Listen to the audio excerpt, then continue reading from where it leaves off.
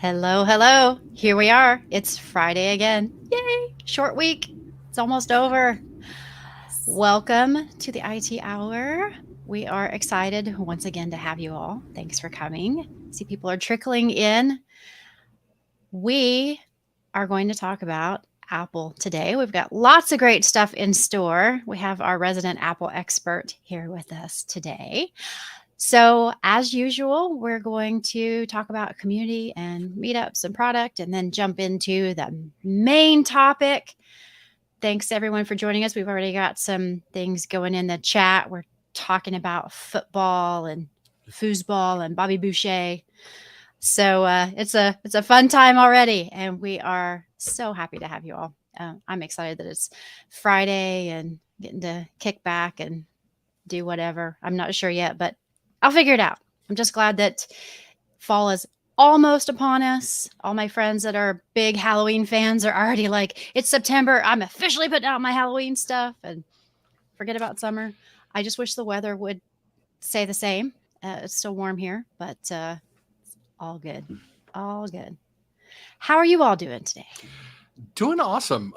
Charlie has been ready for Halloween since like June, but we did let him know that it is September, put on the Kids Bob Halloween playlist this week. So I've been hearing a lot of Thriller, which I am not complaining about. I am hearing a lot of Ghostbusters theme. Again, not complaining about. Some of their choices, like Ed Sheeran's Shivers, may be a little bit confounding. But I'll go with it. We'll let it go. I am ready for fall as well. The first trees are starting to get a little bit golden here in the DC area. So, I count me in for my favorite season. Of course, the fall means the Renaissance Fair is on. And so I think Charlie and I are going to do the Renaissance Festival tomorrow. My wife's out of town for work. She's in San Diego for Word Camp. The Word Camp US is in San Diego this week. I'm not jealous at all. I miss San Diego. Hard saying, not jealous, even a tiny bit. They're staying at the Town and Country, which is gorgeous. And so I'm super jealous about that. Of course, it was stupid hot, and they're going to have a hurricane this weekend. So maybe not so jealous. I don't know. We'll go with that. But I was going to say it's been a long week here at Jump Cloud. We've got a lot going on. Wednesday was all kinds of excitement. We'll talk about that in just a little bit. How was your week, Alexa? My week was good. You'll notice I have a different background. I'm in Philly this weekend for a wedding, which is super fun. But yeah, we were talking before we launched the episode, just how excited we are for fall. So echoing everyone's statements around that, I was going to ask you, Tom, has Charlie picked a Halloween costume yet? Like 6. But we're in the narrowing down stage, so I'm not really focusing on it until, I don't know, first or second week of October is where we tend to lock it down. He's got time. Yeah. But it was really funny because he's been like really hardcore, lobbying for there to be a Halloween party. But then he found out that Halloween was the middle of the week this year, and I proposed, like, let's do it the weekend before. And he's like, no. And I'm like, he wasn't on board with that? Okay, he was not on board with that. I can't explain it. Halloween or nothing. Just is what it be. It's Halloween or nothing for him. Wow. But he's got fencing that night because I think it's he started fencing class this week. That was the other big thing about all of this. That's so he may get to wear his costume to fencing and then have to change into all the safety gear. I don't know. We'll see. Wow. My kids are getting old enough that they're not really into dressing up as much, but they still like to go for candy. Correct. And we're on the main drag of our neighborhood, so we get upwards of 200 to 300 kids coming by. Nice. So it is a madhouse when it is Halloween, and it is so much fun to see. So it's so all wild. Kinds of kids come by. We're on the main drag. We're on Monroe Street, which is kind of the ambulance route and bus route. It is not the main drag when it comes to Halloween. That's 2 blocks south on Kearney Street. Kearney Street has all of the kids because they essentially close it down to car traffic. And so the kids are walking up and down the street, and that is where Halloween lives in Brookland. So nice. But yeah, they'll go through a couple hundred kids easy. We'll be lucky if we get 50. Oh man. So we also have a shuttle stop right here at the park. So since they put in the shuttle stop, we have even more, and we will go through bags and bags of candy. So we go out early, go do our round, and then come back and give out candy and stuff. And it's quite it'll go on for hours. It's just amazing. So we've got some great great things in the comments. They are commenting on your wind machine, Alexa.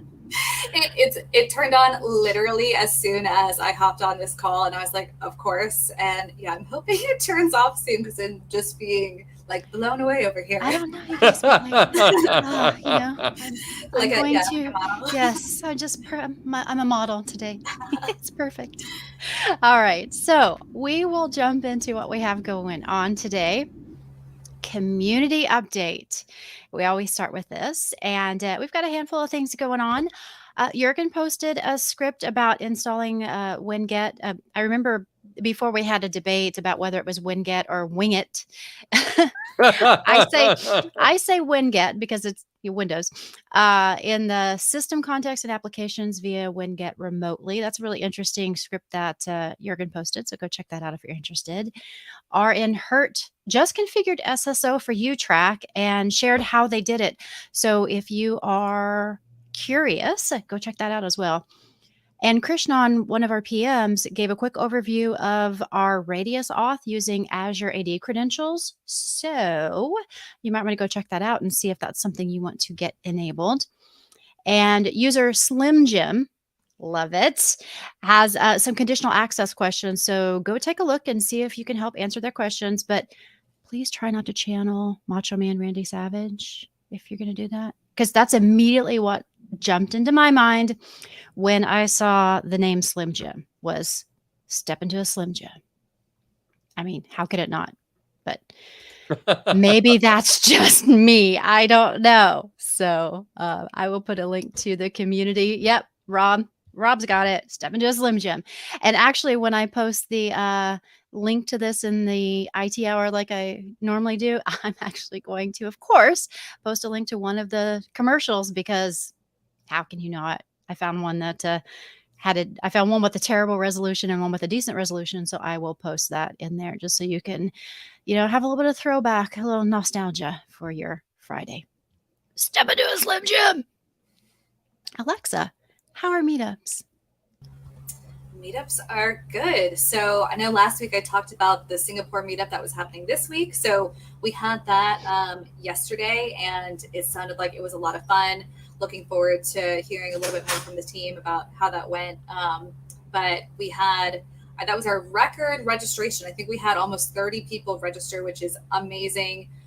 The Singapore group just continues to take off, which makes us really excited about our continued expansion outside of the US and EMEA. So we're exploring even more groups to join the network, maybe in Australia, maybe in India. So stay tuned for that.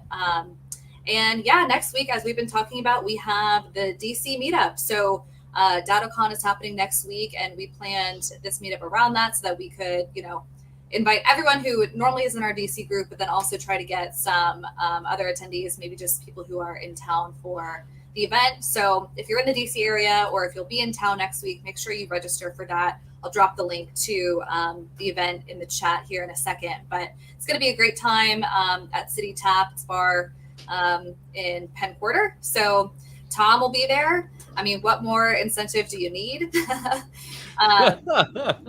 But yeah, I think we're just also looking, forward to planning more events now that, we kind of have this behind us. Early September was a busy one for events.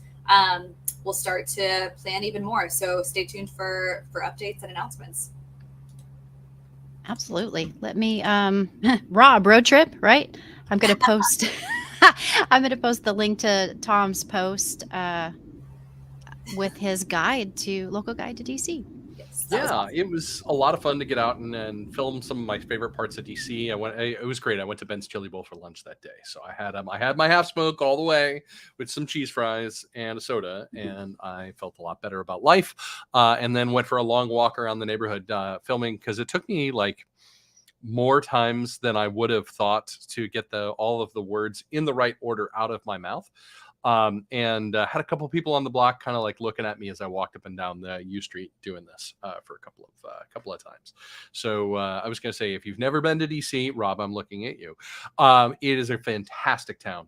Come to DC. There's all sorts of great places to eat, drink, wander around, see some really cool stuff. Go to the Spy Museum, go to the Wharf.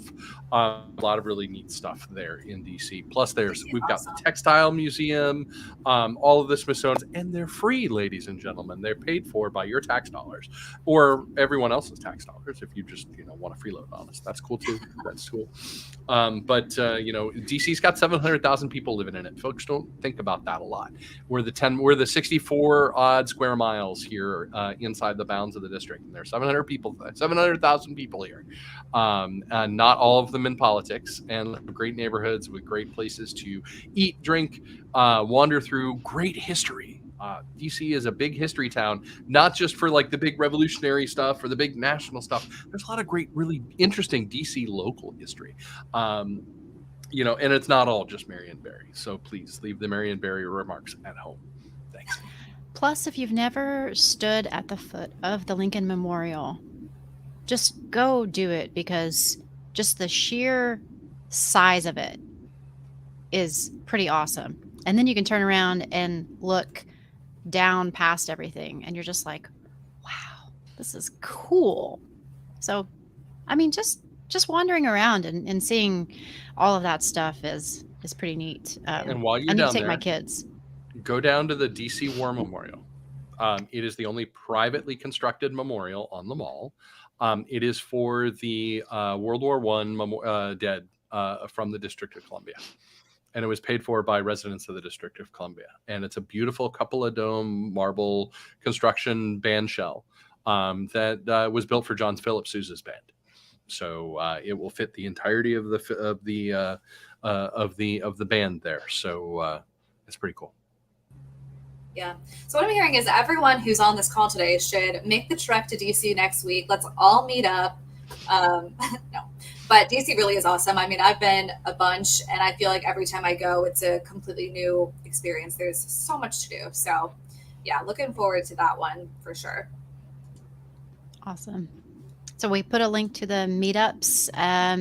As always, if you live somewhere where there's not one and you want to start one, grab a few friends, let us know, and we will put something together. There's always an opportunity. So, Tom, any product news? Yes, there is. There are a couple of things I want to call out. There is a change in the radius certificate. And so if you're distributing the Jump Cloud radius certificate, it will change in the next week or so and be valid for another year. The current certificate expires on September 26th. We will be putting that into play next weekend. So if you start to get connected with a new certificate, if you've already distributed that, you should get an updated trust certificate. It all resolves against public trust routes, so nobody's devices should flip out or anything along those lines, but you might have to select a new certificate privilege. If you're deploying the certificate and a profile out, there will be some updates to the documentation. I'll make sure those go into the community as well as the Lounge Slack when those go live. There'll be an update from Krishnan on the auth team on that entire process, or Roger Quint. I think Roger may be the one responsible for the comms on this. But we've also got a new version of the profile for macOS devices and iOS devices that use EAP-TTLS. So if you're using the EAP-TTLS version of Radius, we've got a new version of that profile that's out there. All you need to do is edit that profile to include your SSID name, and then you can use Jump Cloud's MDM custom profile to deliver that to all of your devices, or deliver it through an MDM of your choosing. That will be up in the docs here probably by this time next week. My guess is it should go live today or Monday, if I'm being honest. We also announced our very first secrets-based policy for macOS and iOS, and that's the Wi-Fi network policy.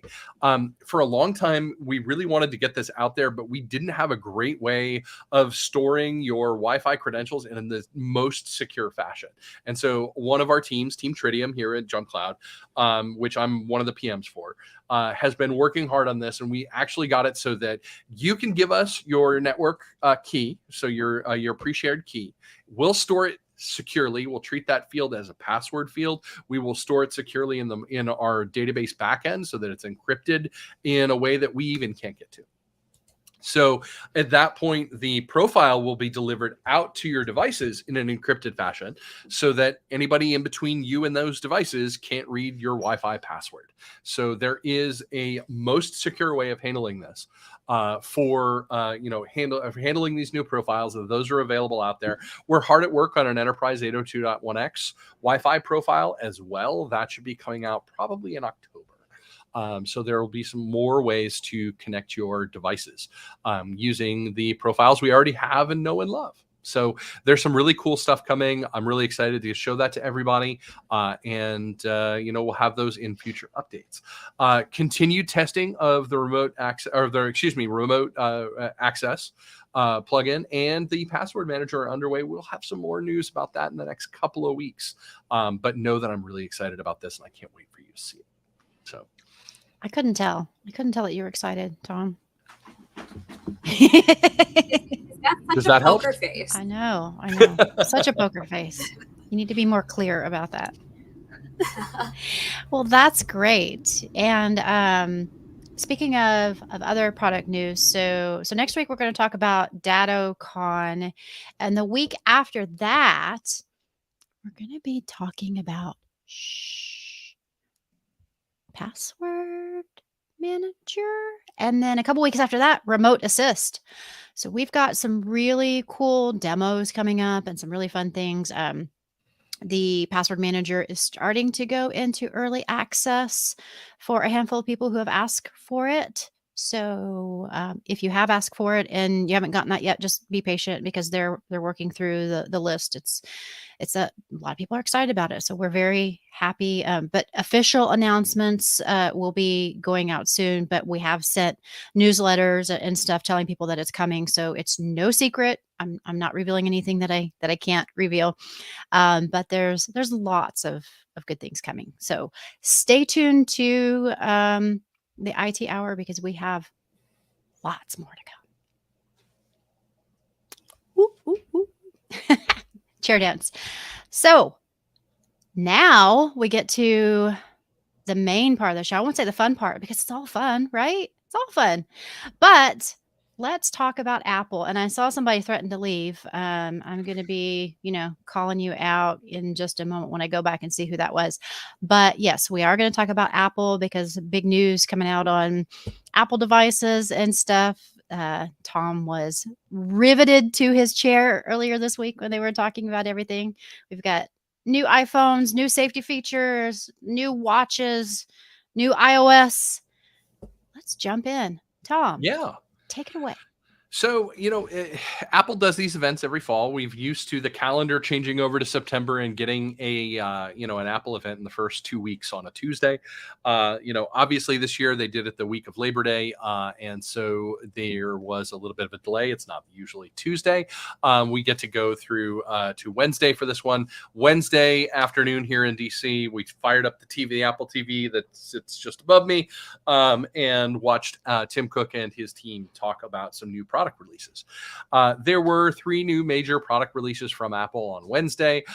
They comprise 3 different families. The first is the Apple Watch. The second is the AirPods Pro. And the last is the new iPhones, both the iPhone 14 and the iPhone 14 Pro, not to mention their screen size differentials. So it was really, really exciting to get to see all of the new work that's come out of Apple's engineering teams here. And, I'm going to start where Apple did, which was with the Apple Watch. The Apple Watch took the lion's share of the time, which was fascinating, right? You usually think that the product with the, with the most finance would be the longest. However, this was not a terribly exciting release for the iPhone. This was a really exciting release for the Apple Watch. And so Apple announced 3 new Apple Watches. We have the Apple Watch 8, the Apple Watch Series 8, sorry, I should say Series 8, the Apple Watch SE, which is their budget line, and a brand spanking new Apple Watch Ultra. The the Apple these together kind of all share the same Apple S8 system on a chip, or excuse me, system in a package. It's an SIP. It's not a system on a chip like the A series processors, but it is the system on in a package, which is the tightly contained piece that is the brains for this watch. Included in all of the Series 8 watches, as well as the Ultra, are advanced health sensors, pulse oxygenation sensors that were introduced with the Series 7, heart rate sensors that were included from the Series 5 and onward. We'll talk about those more in a second and how they handle that.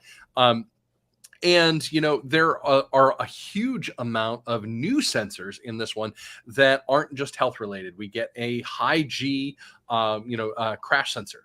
We get a enhanced barometer. We get all sorts of extra bits and bobs on the Ultra that we'll talk about when we get to the Ultra. But what it comes down to is this is Apple's watch that is geared most towards safety. And so the new crash detection that's built in is meant for if you're riding in a car and your car gets in an accident. My parents were in a serious car wreck about 15 years ago that left them, they left Barstow on the way to Phoenix. That is a lonely bit of road. And the only reason that they're alive today was that it just so happened that the car behind them was full of paramedics. And so their Honda Element hit the guardrail and did a couple of these and a couple of these, and broke my dad's shoulder in a couple of places. My mom had a scalp laceration. It was very serious. Their airbags deployed. I will always buy a Honda safety engineer a beer or dinner or whatever they need. Because the car saved their life. The only reason that they're still alive is that they actually still had someone behind them who was a good Samaritan, who stopped, who saw the crash, who knew enough first aid to keep them safe until the police arrived. The new crash detection that's built into your Apple Watch will, if you are unresponsive after one of these accidents, notify your emergency contacts that are specified in the watch app, and use the cellular function or the Bluetooth to your cell phone to call for help. It will do this whether or not there is, cell service on your carrier, as long as there is cell service. So it doesn't matter which carrier you choose at that point. It will actually go ahead and do those tasks for you. This is a huge advance in safety, and Apple had a large number of segments with people who had been in serious accidents, including one particularly horrifying one where the person was stuck in the compactor section of a trash truck. He was a municipal worker who was wearing his watch. His phone was in the truck, and he had a heart event and ended up inside the compactor, and the compactor closed. Now, it didn't compact him or anything like that, thank God. But his watch called for help, and that was amazing. There are whole spots that are a part of this world where the cell service is not a guarantee. And we'll talk more about the satellite versions of these crash detection features and help features as we get to the iPhone. But that's a new set of sensors. There is a new set of temperature sensors, one just below the crystal of the watch and one deep inside the watch down in the little oval here on the bottom of the watch that will take your temperature while you're sleeping. The general reason for this is if you're somebody who ovulates, your body goes through periodic fluctuations in temperature. And so you want to know when that time is because it's very important for family planning. And so as how that relates is that all of that data is kept inside your Apple Health record, which is end-to-end encrypted. It is part of that safe and secure record within your devices that no one has access to except you. And Apple cannot be compelled to produce that record without you. So very, very important on the privacy features. There's no feature more private than that.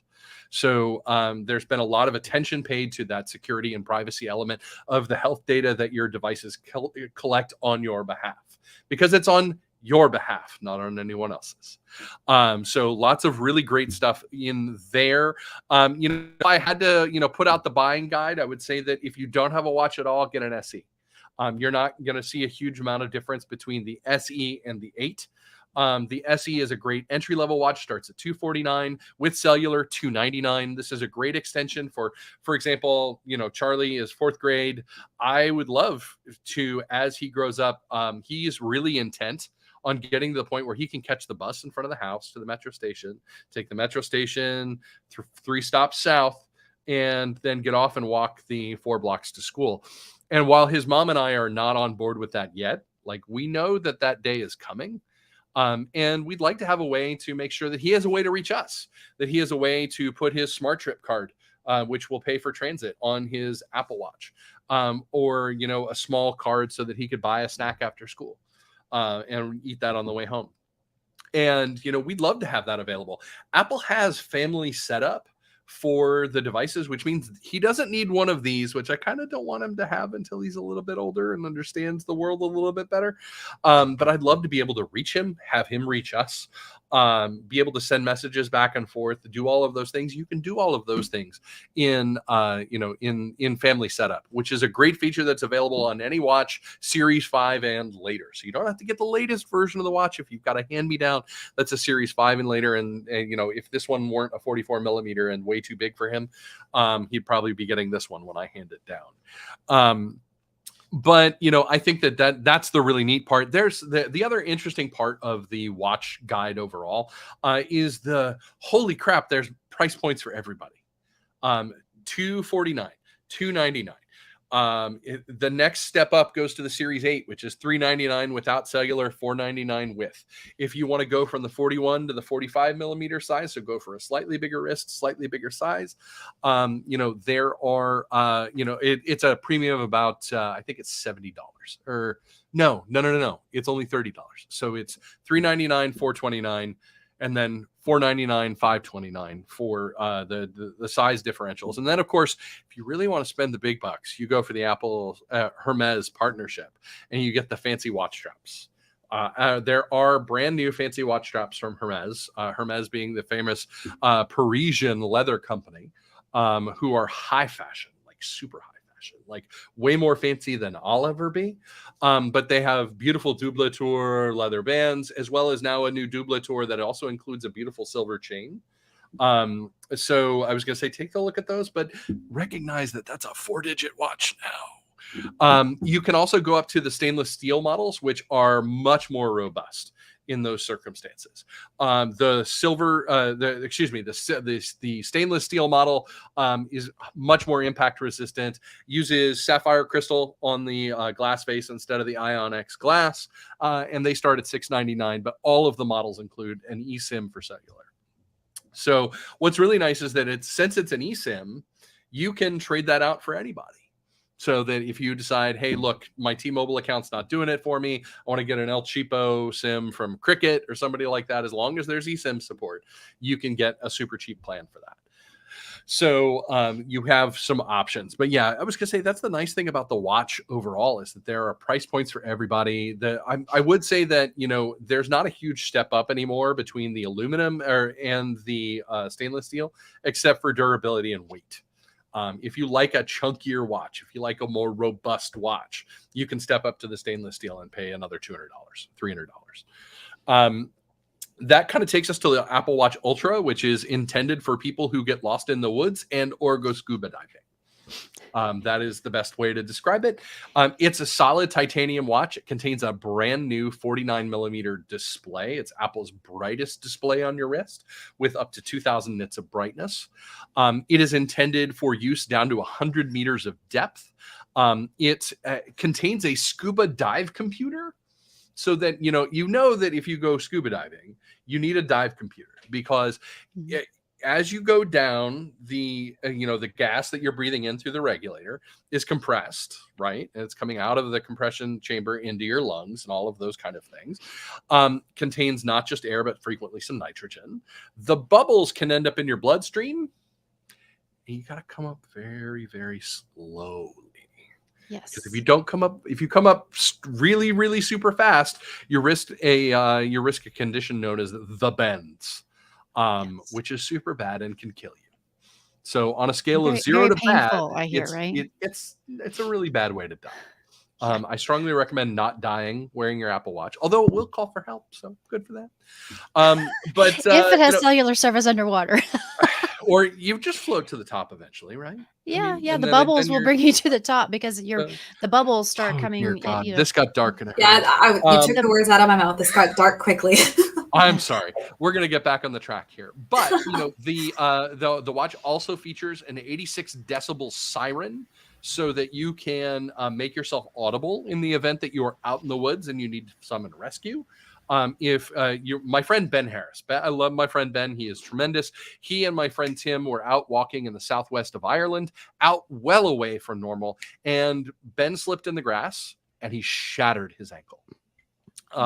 Really, really terrible. Could put no weight on it. They were in the middle of nowhere. Tim had to go for help. And they had to summon rescue up from a small Irish town. It was a phenomenal rescue. They managed to get Ben back to safety and get him surgery so that he could walk home after that. But out of that experience, fall detection's a big deal. So is the ability to summon help. So is the ability to summon help and be audible, from a distance. The 86 decibel sirens is audible from 600 feet or 180 meters for our metric friends. So you can be heard from quite a long distance. There are a lot of amazing features that are built into the Watch Ultra, including a second touch control. So in addition to the button on this side, there'll be a button on this side. It will be bright orange, which is kind of cool. But it's also pressable when you're wearing gloves. The whole watch is intended to be operated from somebody who is wearing gloves. So it's a larger digital crown. It's a digital crown with a guard around it. It's got a more pressable button on the digital crown as well. So yes, the action button on the back is also bright orange. It's international orange, which I guess is the international symbol for rescue. But there is also a new set of bands that are associated with this. There's the Alpine Loop, which has a sweet hook and loop enclosure. It's made out of webbing material, so it's highly durable. It's not something that's going to easily be destroyed, which is great. If you're a rock climber, you need something like that. There's also a trail loop, which is Apple's thinnest band yet. It has a hook and loop enclosure the same way the old sport bands do. But the trail loop is also meant to be stretchable. It's also meant to be breathable, so that if you're out for a long run, you're good with that. And then last but not least, they have an ocean band that's meant for underwater with 2 titanium clasps. And it probably looks the most cool out of all of the bunch of them. Those watch bands are available for your Series 5 and later as well. It's the same band. It uses the same lugs. So that's a good piece of that. There's also, I'm trying to think here. Different GPS chips. So traditional GPS in the watch and in your Apple device use the L1 band. In addition, there is a second a second set of satellites, or a second set of radio frequencies rather, called the L5 band. And so the watch uses L1 and L5 GPS to give you the most precise reading in highly dense urban areas and when you're in the middle of nowhere. So there's a lot of really great stuff there. It's supposed to be the most accurate GPS watch on the market today, which is kind of rad. It also has battery life that is double the current generation of Apple Watches, so up to 36 hours. There's also a new version of the of low power mode. If you're familiar with low power mode from your iPhone, when you get down to 20%, right? It's like, hey, low power mode, and some stuff turns off and it extends your power mode. Low power mode kind of takes you down to 60 hours of battery life for the Apple Watch Ultra, and you can now do up to 36 hours on the the Series 5 and later. So low power mode goes backwards in time. It's part of watchOS 9. So any device with watchOS 9 will be able to use the low power mode as well. So yeah, I was going to say the Apple Watch Ultra is intended for use by people doing ultra marathons out, or people who are going scuba diving. I'm totally buying one because I totally do both of those things. Never. So I think we all do. I do. Oh my God, all the time. Marathon? What? I mean, What's not that just word? marathon running, ultra marathon. What So that's like what 50 is miles. that? What I don't understand. Yeah, me neither. Anyway, It's a foreign concept. I was going to say this is a watch that is geared towards people that do those things or want to pretend that they might someday. So I think that's kind of where I'm going to leave it. Lots of new watches. The Apple. Oh, I'm sorry. I didn't talk about price. The price for the Apple Watch Ultra starts at $799. Now there's only one finish. It's titanium. There's only 3 band choices, and there's no difference in cost between those. So I think we've had this discussion before. If I'm going to spend $800, it's probably going to be on that Lego Millennium Falcon. I can go with that. I can Yeah. go with that. That said, Yeah. I totally ordered one for my birthday. Yeah. For reasons. Okay. So yeah, I was going to say we talked a little bit about this. If so, my buying recommendations, not that I'm in charge of your wallet, although I'd like to be. If you don't have a watch, start with the SE. If you've got a Series 7, you're probably fine unless you're someone who ovulates and is working on family planning matters. In which case, maybe you upgrade. If you have a Series 6 or older, your battery's probably on its way out anyway, so you might as well replace it with the next best thing. So that's the general buying recommendations. And with that, I'll kind of turn things over to the AirPods Pro.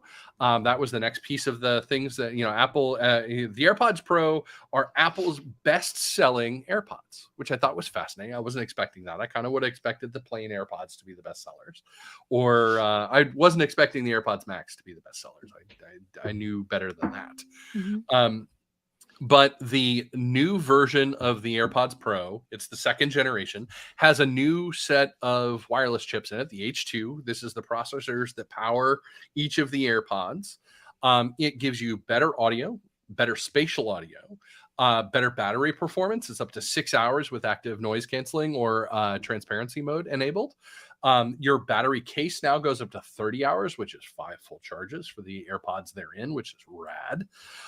You get twice the noise canceling that you used to get. And the new active transparency mode is the one that I can't wait to put in my ears and hear about, which is you're walking down the street, you have transparency mode on because you want to hear the world around you just enough to kind of understand if you're safe, right?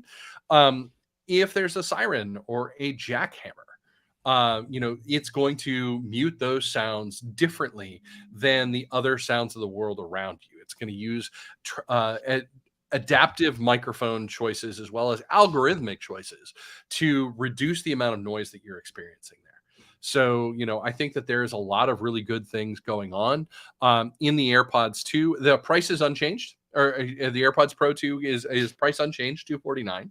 The case gets a speaker. So, I was going to say, I have my case here. You'll notice that there are no speakers on this case whatsoever. The only port is on the bottom here for the, for the Lightning port. The Lightning port stays, but there will be now a speaker on either side of here so that you can use it with Find My. So I'm pretty excited about that piece of thing. You're going to get a lanyard holder on the side here so you can put a lanyard through it so you can secure it to your bag or secure it to something inside your bag or secure it to your jacket pocket. However you want to keep your AirPods on your person, you now have a way to do that because these cases have a tendency to go missing. And that's why I have this pair and the other pair that is downstairs because I thought I lost one and then it showed up again. I do notice that, and I didn't notice it when I first got my Pros, but I've noticed it recently that because I keep them at home all the time, when I leave my house, Yes, it tells you. me that that they were left behind. But what I think is cool about the new ones that I actually like is that they're coming with smaller silicone covers. Yes, there will now be 4 tips instead of 3 tips in the box, size from extra small all the way to the large that's currently there. So you'll have more choices to, get those tips into the right position. And there's a cool setting in the app for your phone that will do a hearing check for you that will essentially say, is this a good seal or should I switch up the tips and try again? Because I always struggle with them being uncomfortable because even the small ones are just a little bit too big. Yeah. Yeah. So we get an extra small set of tips in there, which is fantastic. The charging case will now both do Qi charging, MagSafe charging, and they will also now do charge with the Apple Watch cable. So if you have an Apple Watch charger from the Series 7 and forward, it will snap right into place on the bottom here. And get those charged. So, I was going to say, I think that's a pretty solid piece of work here. You can also now get them engraved so that it has your Memoji, not just emoji. So I know that's something that's going to tip everybody right over into buying them right now, but it is kind of cool that you can do your most personal version of this yet. So I don't have anything on mine. It's just blank. My current ones say TB with robots on either side. My previous ones say Yucky Brand, which is a bit of a Mac-admin joke. From the Mac, or what is it? The Yucky Brand Unix scripts. And so I was gonna say that's an old gag between friends. So yeah, those are out. You can order those as of today. Again, $249. And up to 30 hours of listening, including the time and the space. The new adaptive transparency mode does 48 kilohertz sampling of the acoustic situation around you, and so you get a much more performant active transparency system than just the plain transparency system that's in the first gens. So that's pretty rad. We can talk about the iPhone a little bit. Honestly, it's an iPhone. I really think that this year's iPhone it's the most iPhone yet, which is to say it's slightly more iPhone than you used to get. The Apple that has discontinued the mini models, so the iPhone 13 mini is gone. Sad panda. So is the 13 Pro mini. Sad panda. You are left with the iPhone 14 and the 14 Plus, which is a new version of this that has a 6.7-inch screen, as well as Apple's longest battery yet, which is listed at 26 hours of video playback, 20 hours of web surfing, and use of the radio, which is pretty spectacular. That is Apple's longest lived battery to date. And super impressive. The Plus model will be out in October, whereas the iPhone 14 ships next Friday. So arrives next Friday. Arrives on the 16th. On the Pro side, we get a slightly increased camera size. We get an A16 chip versus the A15s that are in the iPhone 14. The A16 chip is the a new 4 nanometer process, down from the 5 nanometer process that's in the A15. It's about, I think it's somewhere between 16 and 20% more performant overall. And that includes some battery life calculations that exist out there. It's not a hugely new set of features out here, although the iPhones now get crash detection as well as your watch. So if you just have an iPhone and you don't have a watch, now crash detection will work for you as well. It uses the barometer on the device. It uses the microphones on the device and the new high-G sensor to determine if you've been in a crash. And so at that point, if you've been in a crash, if your phone has suffered a serious impact, it will summon the constabulary and the emergency squad and do the rest of that work for you if you are non-responsive in that moment.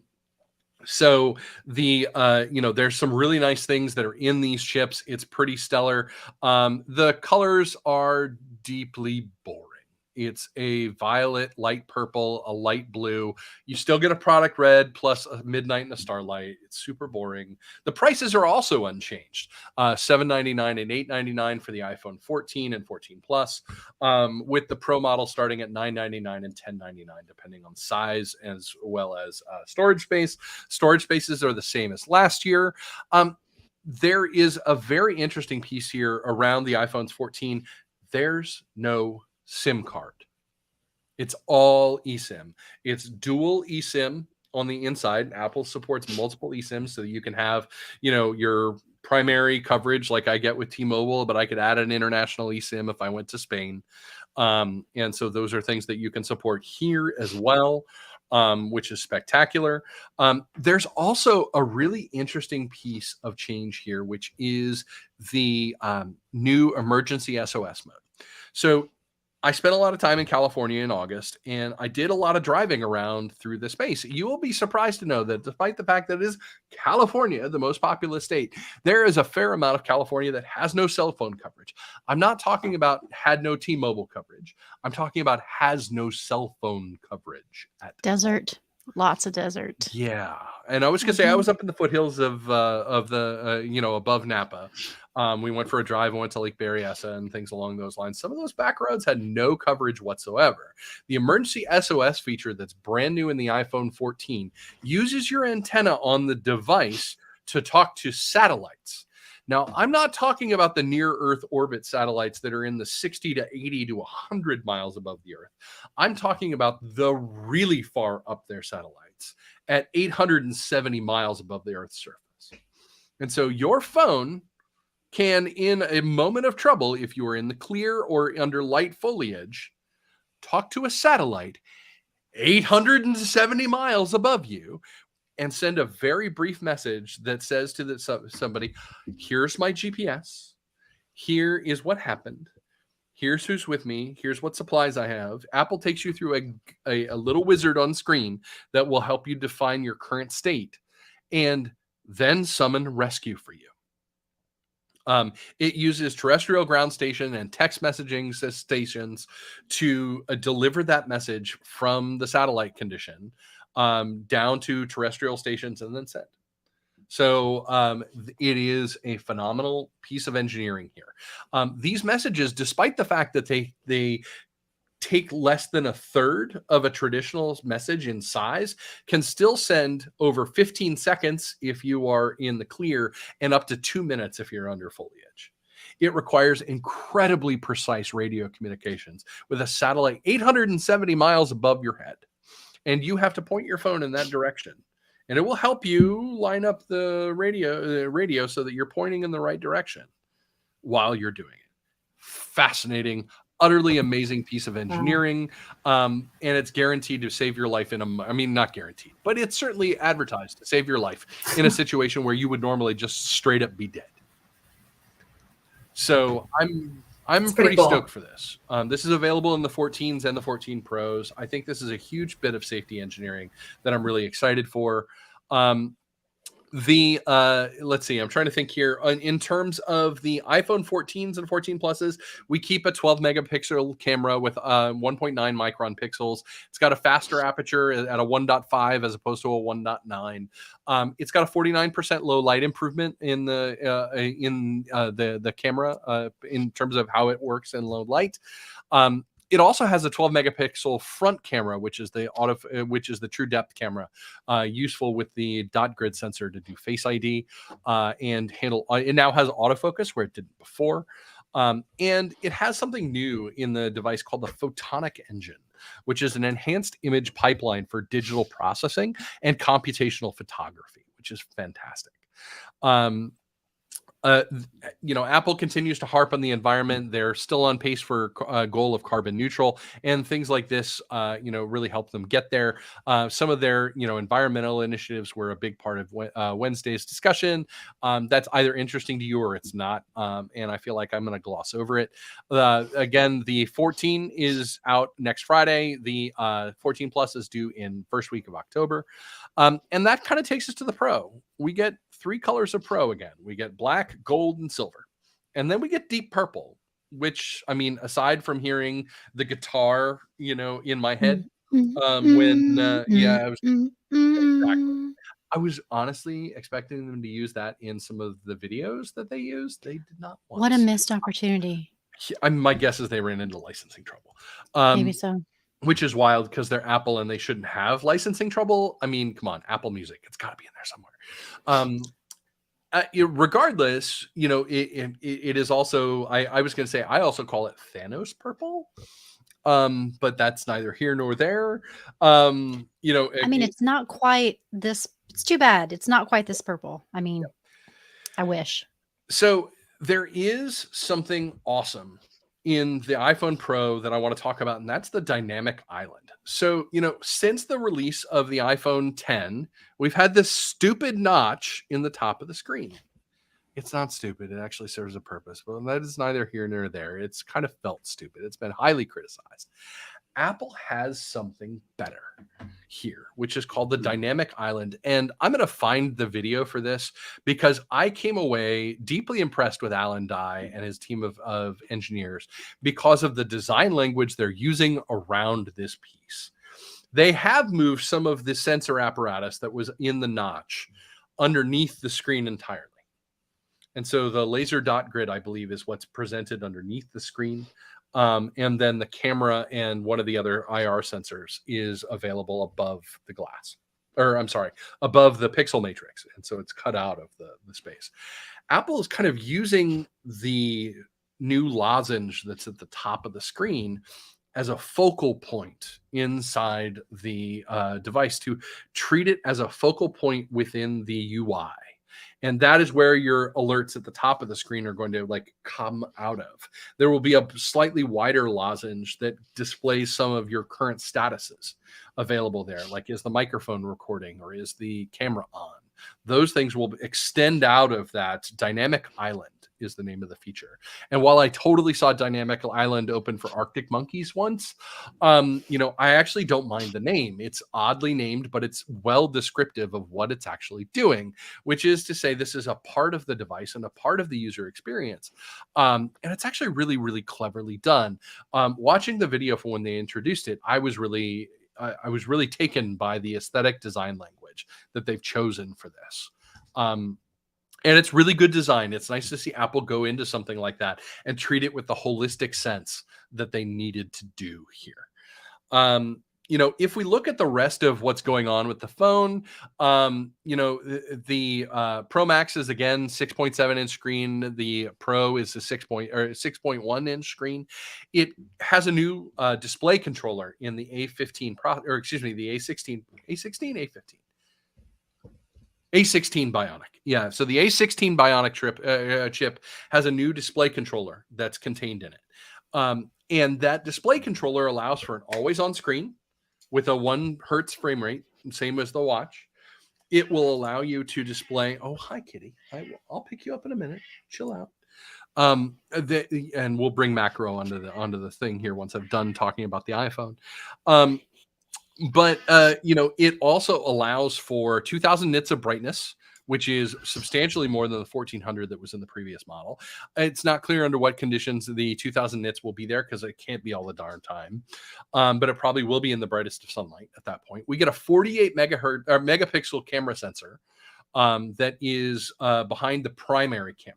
It will use pixel binning and quad pixels to trim that down to a 12 megapixel image when light conditions are bad, as well as use computational photography to handle those kind of things.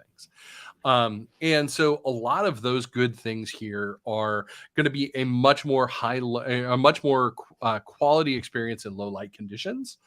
Not to mention, it's 17 trillion IOPS of performance, 16 billion transistors with a B, not an M. It also has that, 4 nanometer process, which means that it is more power efficient than the 5 nanometer A15 before it. It not just gets the action mode that's available with optical image stabilization in the iPhone 14 and 14 Plus, but a cinematic mode that we were exposed to for the very first time last year, which allows for depth changes after the fact. So a lightbox camera kind of situation. So there's a lot of really interesting things here. Again, prices stay the same, $999, $1099. Storage options remain the same, up to a terabyte, so that if you needed a terabyte of flash storage because you wanted to shoot the next major motion picture on your iPhone, you could. Overall, the new version of the Blair Witch Project made by phone. I was going to say, although with optical image stabilization. And in 8K. Yeah. So there you go. So I was going to say, those went on order this morning at 8 Eastern, 5 a.m. Pacific. I see Jeff got up this early. Did you wear pants when you were doing it, Jeff? We don't. He said earlier he misses wearing pants, so I just had to throw that in there. Then he's like, I'm waiting for the cold weather because I miss wearing pants. I'm like, okay, Jeff, maybe you wore pants to order the phone. I don't know, but and here's maybe. There's Oh, macro. confirmed, no pants. That's right. It wasn't cool enough at 5:30 this morning. But that takes you through all of the brand new things that we got. Here's some stuff we didn't get. We didn't get any mention of iPads. We didn't get any mentions of Macs. I definitely wasn't expecting either of those things in this announcement. My expectation is that we get those, a week from now, or excuse me, a month from now in October. We did get a release date for iOS 16, which will be Monday, September the 12th. JumpCloud is happy to announce that we will support it at release date for iOS devices as well as user enrollment. Our testing is complete. We're very happy with what we're seeing out of all of this. And, there weren't a ton of changes to the management interfaces related to iOS 16. So, from that perspective, we continue to be very happy partners with Apple and all sorts of good things. And as Jeff mentioned, there was no mention of AR or VR glasses. We actually didn't even get any kind of mention of AR or VR at all, which is unusual for an Apple event. I would have expected them to talk about something about that. We also didn't get any mention of CarPlay. So there was a new CarPlay mention in the keynote this summer, and I expect that we'll hear more about that later in the fall or next year. Interesting. Well, that was a lot for so little. There's a lot going on there. There is a lot going on there. Yeah. So I have a 12 Max, so I still don't know if I will bother, upgrading yet. Although the purple is tempting. Purple's tempting. It's tempting, but I have blue. I Okay. have a blue case and I have blue, which is, better than gray. But I don't know. Let us know what you all think. I think Jeff said he did some ordering this morning. I don't know if anyone else did. Tom, you said you already did some pre-ordering, right? I did a pre-order. I got a 14 Pro. I didn't get the Pro Max this year. I went with the slightly larger storage because I filled the 128 in my 13 Pro. And I, of course, you got it in Thanos purple. So why not? Well, I usually get I think the last 2 phones I've gotten have been 256 because I just take so many pictures. Yep. In fact, I hardly use it. It's sad because I have a nice camera, but I just don't carry it around as much. Yeah. I do when I'm really wanting to do some serious photography, like going out and doing architecture and landscape photos and stuff like that. I would take my big camera with me, but I always have my phone with me. So that's where I am opportunistic, right? I'll take my photos on my phone. So I need that storage. I don't even know how many. I probably have a few thousand photos on my phone right now. So yeah, it's just, I think that's where all of us take all of our photos now. Like my oldest son, all of my photos, baby photos were on my camera. My youngest, guess what? On my phone. So and all my cat photos too. They're on my phone. Your other children. Yeah, the other 3 children. So yeah, my oldest child has actually a lot more photos on my phone now too. But as they get older, they get a little more reluctant to no paparazzi, that sort of thing.